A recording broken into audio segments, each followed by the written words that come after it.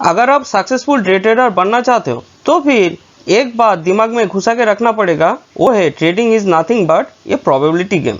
तो आपको प्रोबेबिलिटी लेके ही काम करना है। आपको ऐसा नहीं सोचना चाहिए कभी भी कि ये ट्रेड, जो ट्रेड आप लेने वाले हो वो 100% एक्यूरेट होगा, परफेक्ट होगा और प्राइस मूवमेंट आपका निर्धारित दिशा के अनुसार चलने वाला है।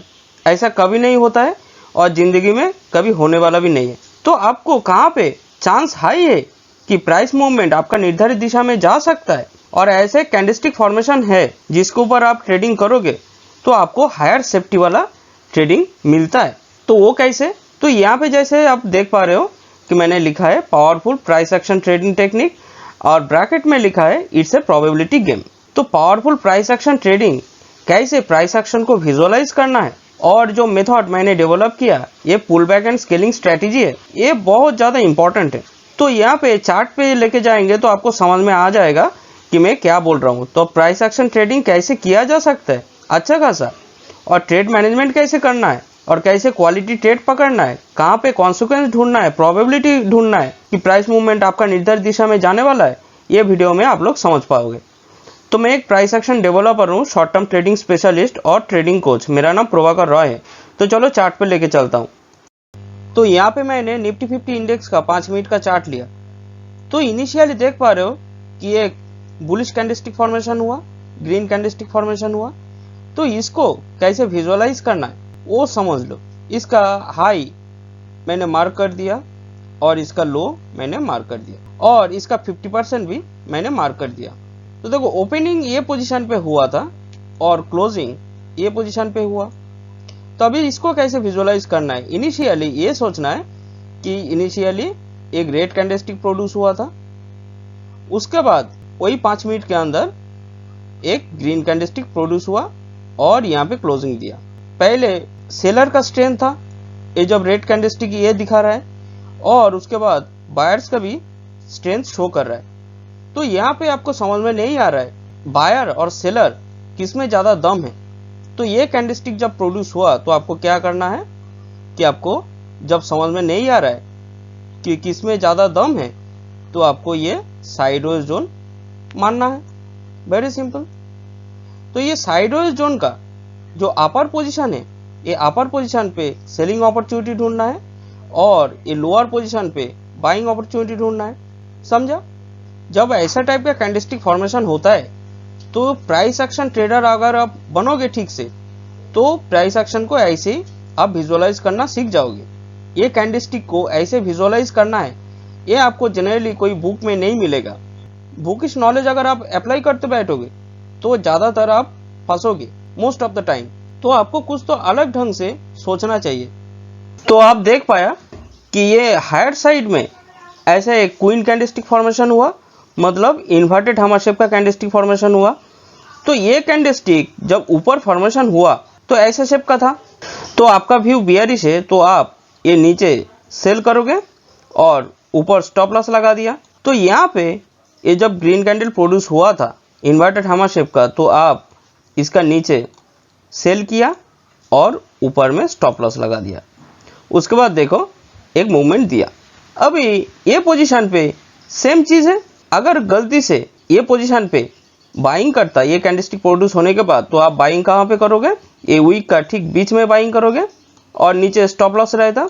तो देखो ये बीच में अगर आप बाइंग किए तो आपका वो ऑर्डर एग्जीक्यूट हुआ नहीं, तो आपको अपकमिंग लॉस से बचा दिया। तो ऐसे कॉन्सिक्वेंस ढूंढना है क्योंकि ये हायर पोर्शन में है। अगर आप सेलिंग करते तो आप ये पोजीशन पे सेलिंग करोगे, ऊपर स्टॉप लॉस रहेगा। उसके बाद देखो एक मूवमेंट दिया। अभी ये जो लोअर लेवल था यहाँ पे हैमर शेप का कैंडलस्टिक फॉर्मेशन हुआ। अगर गलती से आपका व्यू बियरिश होता तो आप ये वीक के बीच में सेल करते, ऊपर स्टॉप लॉस रहता। तो देखिए आपका वो ऑर्डर एग्जीक्यूट हुआ नहीं। तो बहुत सारे केस में आप बच जाओगे। मतलब ये कैंडलस्टिक आपको राजा बनाने का क्षमता रखता है कोई भी ट्रेडर को। इसके लिए मैं इसको क्वीन कैंडलस्टिक नाम दिया है, इसको रानी कैंडल बोलता हूँ मैं। और ये लोअर पोर्शन में है ये साइडवेज जोन का, तो आप निश्चिंत होकर बाइंग कर सकते हो और स्टॉप लॉस नीचे रखोगे। उसके बाद देखो एक मूवमेंट दिया। अभी ये तो हुआ एक सिनेरियो, यहाँ पे आप अच्छा खासा ट्रेड मैनेजमेंट करके बिंदास आप पैसा कमा सकते हो। अभी मैंने जो सिखाया कि प्राइस जब ये साइडवेज जोन से हेवी वॉल्यूम और मोमेंटम के साथ बाहर निकलेगा और बाहर आके क्लोजिंग भी देगा और वो जोन को टेस्ट करेगा, तब हम लोग बाइंग या सेलिंग कर सकते हैं। तो यहाँ पे देखो ये हेवी वॉल्यूम और मोमेंटम के साथ ये बाहर आया साइडवेज जोन से और उसके बाद ये टेस्ट कर रहा है ये जोन को, और जो कैंडलस्टिक ये लेवल को तोड़ा है उसका नीचे हम स्टॉप लॉस रखेंगे और यहाँ पे हम लोग बाइंग कर सकते हैं। तो देखो मेरा रिस्क कितना है और अपकमिंग रिवार्ड बहुत ज़्यादा है। तो ऐसे तरीके से अगर आप पेशेंस रखोगे, जब ये साइडवेज जोन से जब बाहर निकलता है तब अगर आप ट्रेड करोगे ऐसा प्राइस एक्शन समझ के, तो आप बहुत ज़्यादा प्रॉफिटेबल बन पाओगे। ये पोजीशन पे बहुत अच्छे से ध्यान दो। देखो ये पोजीशन पे एक बड़ा इन्वर्टेड हैमर शेप का कैंडलस्टिक फॉर्मेशन हुआ था, तो मैं अगर एग्रेसिव बायर हूँ तो मैं ये वीक के बीच में बाइंग करूँगा, नीचे स्टॉप लॉस रहता। लेकिन देखो next candle red candlestick produce हुआ तो हमको अपकमिंग लॉस से बचा दिया। फिर नेक्स्ट ये जो ग्रीन कैंडल प्रोड्यूस हुआ, यहाँ पे भी सेम बात है।